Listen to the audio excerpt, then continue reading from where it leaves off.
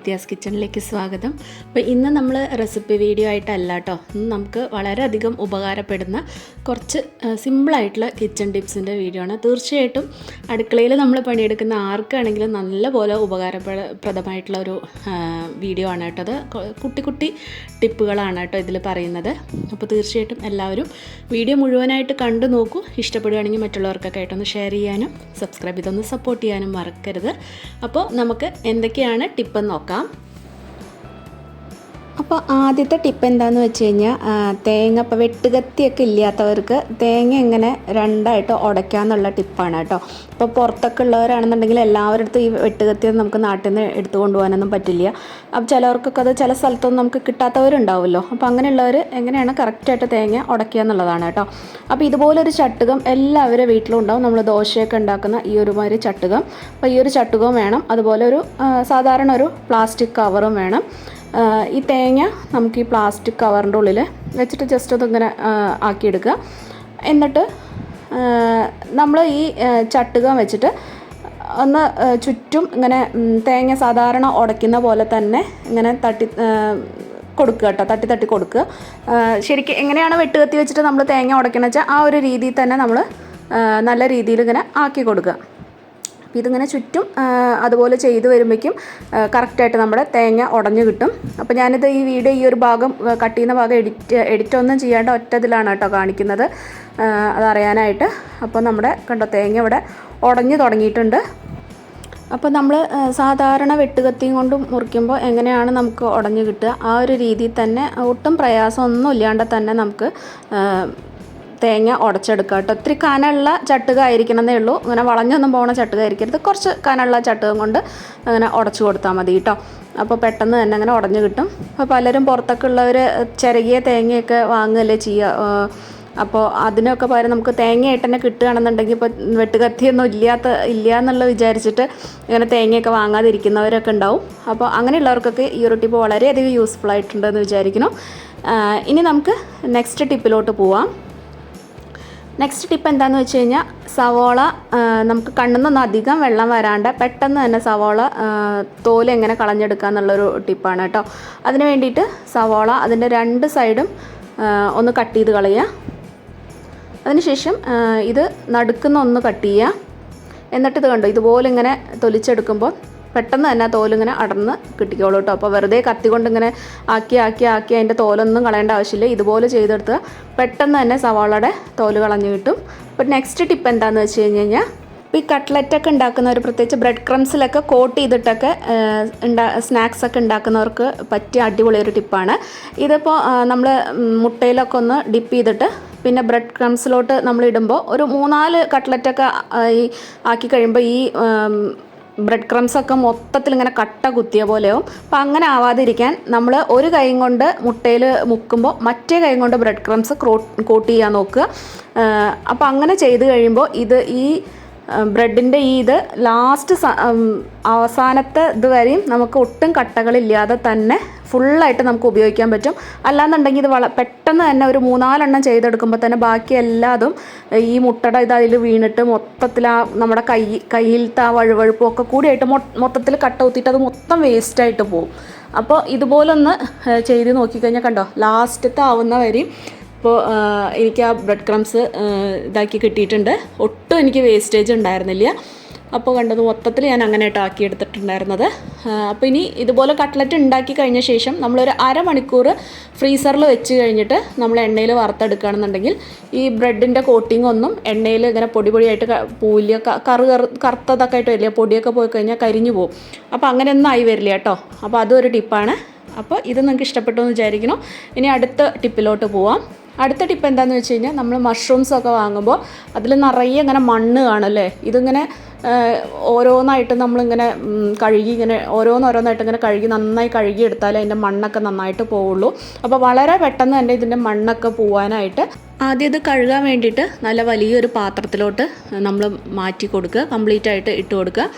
അതിനുശേഷം അതിലേക്ക് നമുക്ക് കോൺഫ്ലോർ ചേർത്ത് കൊടുക്കുക. ഒരു ടേബിൾ സ്പൂൺ മാത്രം മതി കേട്ടോ കോൺഫ്ലോർ. എനിക്ക് ഇട്ടപ്പോൾ ഇത്തിരി കൂടിപ്പോയി.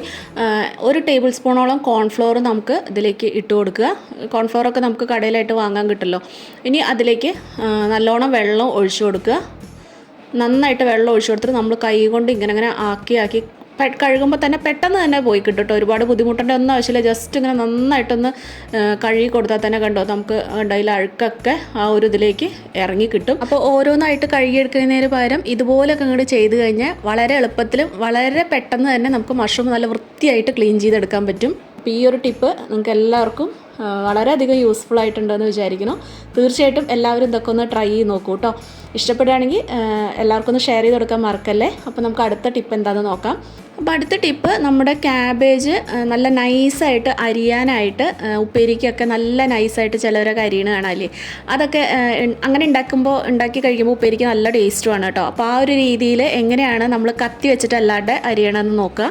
അപ്പോൾ അതിന് വേണ്ടിയിട്ട് ഇതുപോലൊരു പീലർ നമ്മൾ പൊട്ടറ്റോയും അതുപോലെ വാഴക്കായും ഒക്കെ തൊലി കളയുന്ന അതുപോലെ ഒരു പീലർ ഉണ്ടെന്നുണ്ടെങ്കിൽ ഇതുപോലെ ക്യാബേജ് രണ്ടായിട്ട് കട്ട് ചെയ്തിട്ട് ഇതുപോലെ ഒന്ന് ആക്കിയെടുത്താൽ മതി കേട്ടോ. നല്ല നൈസായിട്ട് നമുക്കിങ്ങനെ സദ്യയിലൊക്കെ കിട്ടില്ലേ ക്യാബേജ് തോരൻ സദ്യയിലൊക്കെ ഇങ്ങനെ നൈസായിട്ട് അരിഞ്ഞിട്ടുണ്ടാവില്ലേ, ആ ഒരു രീതിയിൽ നമുക്കിത് അരിഞ്ഞെടുക്കാനായിട്ട് പറ്റുട്ടോ. അപ്പോൾ ഇതുണ്ടോ വളരെ നൈസായിട്ട് നല്ല ഇതായിട്ട് തന്നെ അരിഞ്ഞെടുക്കാനായിട്ട് സാധിക്കും. ഏറ്റവും അവസാനം വരെ നമുക്കിത് ചെയ്യാം. അവസാനം ഇങ്ങനെ 2-3 ഏതലൊക്കെ ആകുമ്പോൾ നമുക്ക് കൈ പിടിച്ച് ചെയ്യാൻ ബുദ്ധിമുട്ടാവും. അപ്പം നമ്മുടെ ആ ഒരു ഇതിൽ വെച്ചിട്ട് ഒന്നിങ്ങനെ ആക്കി കൊടുത്താൽ മതി, പലകയിൽ വെച്ചിട്ട് ഇങ്ങനെ ജസ്റ്റ് ആക്കി കൊടുത്താൽ മതി കേട്ടോ. അപ്പോൾ വളരെ കട്ടിയായിട്ടുള്ള ഭാഗം മാത്രമാണ് ചിലപ്പോൾ അത് വേസ്റ്റേജ് ആയിട്ട് പോകുക. അത് നമ്മൾ ഓൾറെഡി കളയുന്ന ഒരു ഭാഗം മാത്രമാണ് വേസ്റ്റേജ് ആയിട്ട് പോവുക. ബാക്കിയൊക്കെ കറക്റ്റായിട്ട് ഇങ്ങനെ നന്നായിട്ട് അരിഞ്ഞെടുക്കാൻ പറ്റും. അപ്പോൾ ഇതും എല്ലാവർക്കും അറിയാത്തവർക്കൊക്കെ യൂസ്ഫുൾ ആയിട്ടുണ്ടാവും എന്ന് വിചാരിക്കുന്നു. ട്രൈ ചെയ്യാത്തവർ ഒന്ന് ട്രൈ ചെയ്ത് നോക്കൂ. അപ്പോൾ നമുക്ക് അടുത്ത ടിപ്പിലോട്ട് പോവാം.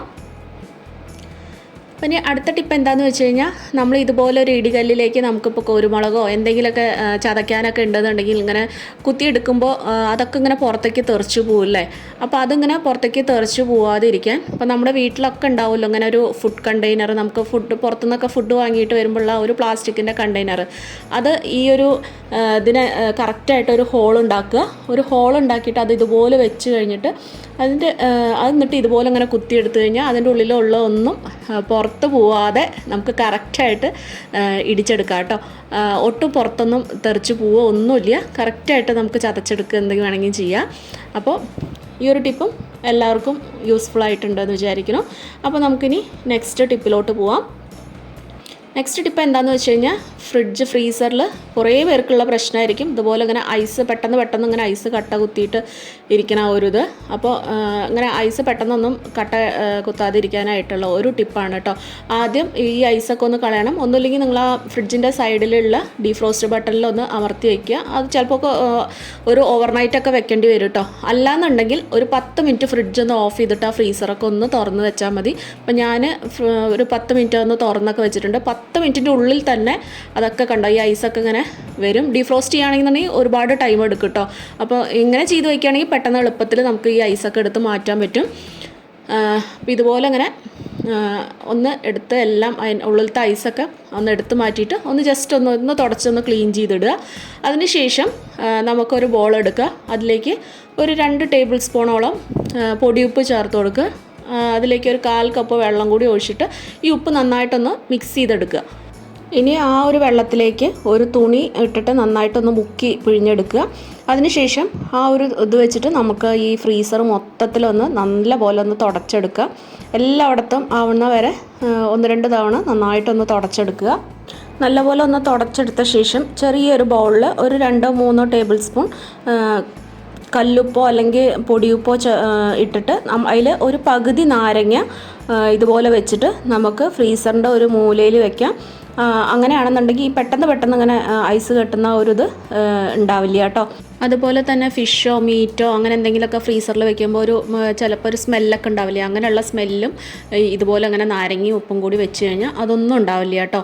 അപ്പോൾ തീർച്ചയായിട്ടും ഈ ട്രിപ്പുകളെല്ലാം നിങ്ങളൊന്ന് ചെയ്ത് നോക്കൂ. ഇഷ്ടപ്പെടുകയാണെങ്കിൽ മറ്റുള്ളവർക്കൊക്കെ ഒന്ന് ഷെയർ ചെയ്യാനും സബ്സ്ക്രൈബ് ചെയ്തൊന്ന് സപ്പോർട്ട് ചെയ്യാനും മറക്കരുത്. അപ്പോൾ വീണ്ടും നമുക്ക് കാണാം. Take care. ബൈ.